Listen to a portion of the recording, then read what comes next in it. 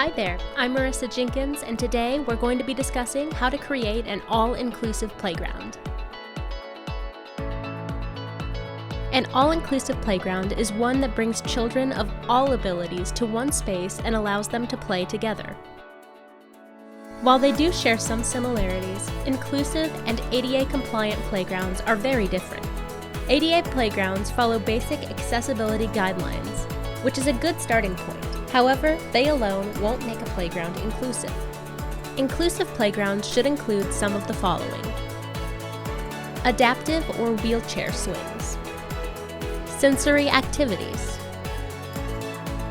accessible safety surfacing, ground level activities,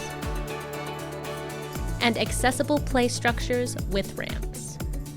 Accessibility is a key factor when designing a playground. It allows kids of all ability levels to enjoy playing with their peers and to not feel left out. That said, accessibility and inclusivity aren't synonyms. Beyond ensuring accessibility, an inclusive playground is one where every child can develop physically, emotionally, and socially.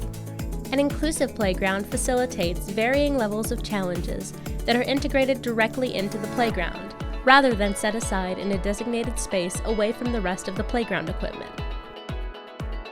Check out the resources on our website for more information about inclusive playgrounds. I'm Marisa Jenkins with AAA State of Play. Thank you so much for watching, and we'll see you next time.